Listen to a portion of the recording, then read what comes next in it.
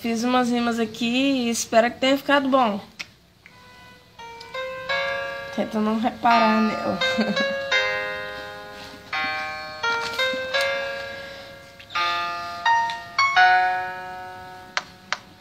Aí, cabeção, diabo não te ama não, mas Jesus te ama e Ele é tua salvação. Só que você não escuta, não vê, não crê, pois quando Ele voltar você vai se arrepender.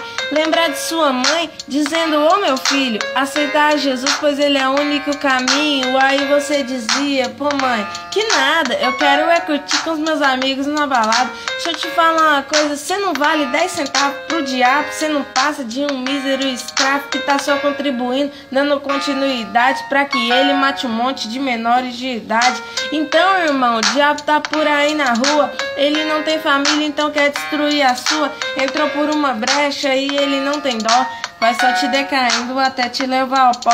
Mas você tem seus amiguinhos que gostam de você, então deixa eu te perguntar: se você pegar um HIV, aí te abandona em questão de segundos, mas Deus é o único que por você move o mundo. Jesus te ama, irmão, você já ouviu isso demais, só que pra você essa frase tanto faz. Jesus Cristo por você, Ele foi crucificado, gritou: está consumado, pra você ser libertado. Agora imagina aí a cena de Jesus.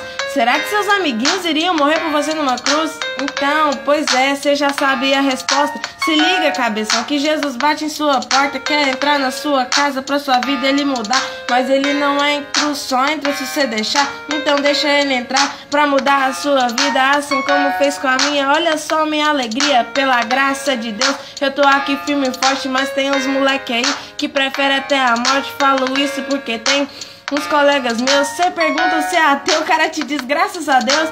Aí você fica tipo: hã?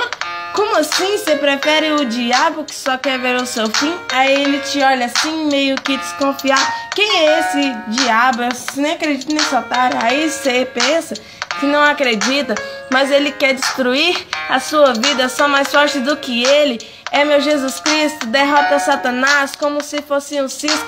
Então eu já vou indo, e você que tá na lama, eu vou te deixar um recado. Fala que Jesus te ama, entrega sua vida pra ele, irmão, antes que seja tarde.